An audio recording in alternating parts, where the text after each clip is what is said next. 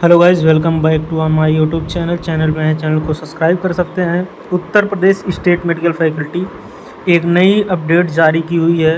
Counselling की date इन्होंने change कर दिया। जी हाँ, काउंसलिंग की डेट इन्होंने चेंज कर दिया है। देखेंगे यहाँ पे विंडो की भी डेट बढ़ गई, यानी कि सब डेट एक एक दिन एक्सटेंड हो गई है। यहाँ पे हम देखेंगे फर्स्ट राउंड रिपोर्टिंग टाइम जो है वो 1 अगस्त से लेके 5 अगस्त तक है। यहाँ पे आप देखेंगे जो अभी भी मान लीजिए किसी का फॉर्म इनकरेक्ट वगैरह है, अभी भी वो चेंज कर सकता है। 20 जुलाई से लेके 21 जुलाई तक ये विंडो नहीं खुल रही थी। ये विंडो लॉगिन करने पे नहीं खुल रही थी, लेकिन अब ये चीज़ें खुल रही हैं। अब ये खुल रहा है, ओपन हो रहा था, पहले ओपन नहीं हो रहा था, अब ये ओपन हो रहा है। तो ये चीज़ यही थोड़ा सा फॉल्ट था, एरर था, जिसकी वजह से स्टेट मेडिकल फैकल्टी को डेट को बढ़ाना पड़ा। और अभी भी सही है, अगर मैक्सिमम स्टूडेंट की सीटें जो है फर्स्ट राउंड में ही फिल हो जाती हैं। इसके बाद जो है सेकंड राउंड में बहुत कम सीटें बनती। फर्स्ट राउंड में मैक्सिमम देखते हैं 70% सीटें जो है वो फर्स्ट राउंड में फिल हो जाती। 70 से 75% सीटें फर्स्ट राउंड में ही फिल हो जाती हैं, 75%। और फर्स्ट राउंड में मैक्सिमम चांस होता है सबको गवर्नमेंट कॉलेज मिलने का।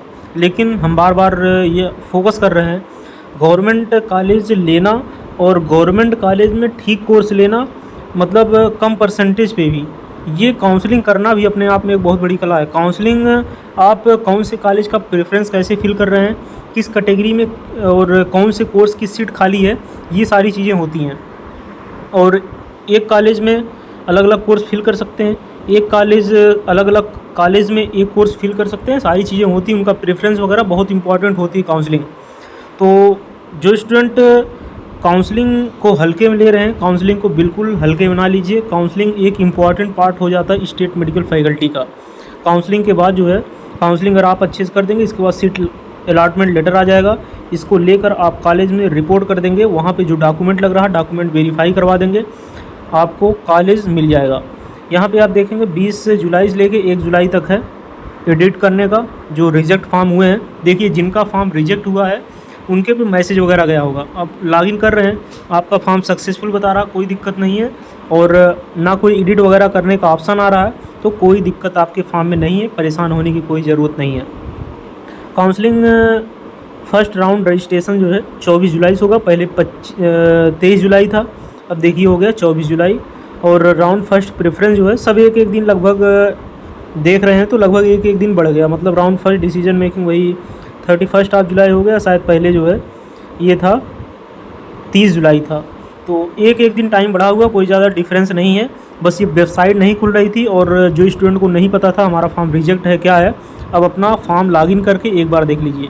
फॉर्म लॉगिन करके ज़रूर देख लीजिए जो है एक बार। अगर आप लॉगिन नहीं करना चाह रहे हैं तो लॉगिन करना सीख लीजिए जो है।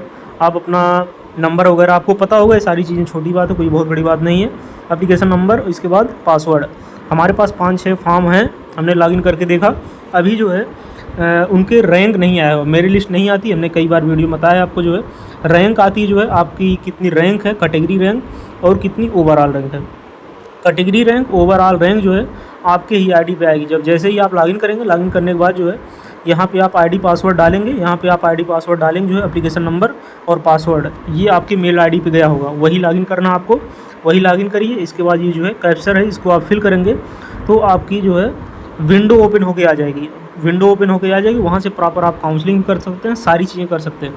काउंसलिंग वगैरह के लिए आपको ज़्यादा इधर उधर भटकने की ज़रूरत नहीं है, हमारे चैनल पे बने रहना है। आपकी जो है काउंसलिंग में काफ़ी ज़्यादा हेल्प की जाएगी। अगर आप चाहते हैं काउंसलिंग करने के लिए तो हम आपकी काउंसलिंग भी कर देंगे, लेकिन आपको धैर्य बना के रखना है, कॉलेज सही फिल करना है, और ये चीज़ें आपको करनी पड़ेंगी। नहीं तो फ़ीस आपको पता है, स्टेट मेडिकल फैकल्टी की फ़ीस 43,000 हो गई, 43,000। वहाँ पे 24,000 दिखा रहा होगा। 5,000 रुपये आपकी जो सिक्योरिटी मनी लगेगी, जो है जब आप काउंसलिंग करेंगे तो 5,000 रुपये लगेगा फर्स्ट काउंसलिंग में।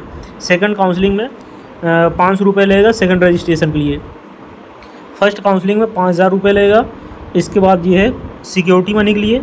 और अगर आपको कॉलेज नहीं मिलता है तो ये पैसा रिफ़ंड हो जाता है, लेकिन अभी तक बहुत कम रिफ़ंड आता है। अगर एक बार पैसा चला जाता है गवर्नमेंट के अकाउंट में तो बहुत कम चांस होते हैं रिफ़ंड आने के, लेकिन पैसा रिफ़ंड हो जाता है। सिक्योरिटी मनी का यही मतलब है कि जो सिक्योरिटी मनी 5,000 रुपये ली जाएगी फर्स्ट काउंसलिंग में।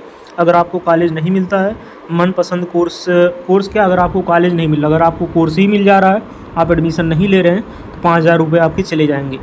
इसलिए जो है ये चीज़ें आपको करनी पड़ेंगी। और काउंसलिंग ठीक से ही करेंगे, बार बार हम फोकस कर रहे हैं जो है। 5,000 रुपये लगेंगे। इसके बाद सेकंड काउंसलिंग पार्टिसिपेट करेंगे तो 500 रुपये लगेंगे। फर्स्ट काउंसलिंग रजिस्ट्रेशन फ्री है, 5,000 रुपये आपको सिक्योरिटी मनी देनी पड़ेगी और ये फ़ीस में काट लिया जाएगा। मतलब फ़ीस जो है 24,000 जहाँ 19,000 लगेगी। और फिर कॉलेज में जब आएंगे फिर आपके से पैसा लिया जाएगा। मतलब टोटल जो फ़ीस स्टेट मेडिकल फैकल्टी की हो गई है 1 साल की, वो हो गई है 40,000 और इसके बाद जो है 3,000, यानी कहें तो 43,000, 43,000 रुपये फ़ीस हो गई है स्टेट मेडिकल फैकल्टी की 1 साल की। इसलिए हम बार बार कहते हैं हॉस्टल वाले कॉलेज में ही जाएं, फ़ीस महंगी हो गई है, हॉस्टल वाले कॉलेज में जाएं। नहीं तो आप नज़दीकी कॉलेज, अपने ज़िले के कॉलेज चुन लीजिए, घर से अप डाउन करिए, तो ये चीज़ें आपके लिए बेहतर होगी। इंस्टाग्राम टेलीग्राम लिंक हमारे वीडियो के डिस्क्रिप्शन बॉक्स में, उसको भी आप ज्वाइन कर सकते हैं। कमेंट बॉक्स में कमेंट कर सकते हैं। मिलते हैं नेक्स्ट वीडियो में नए अपडेट के साथ। जय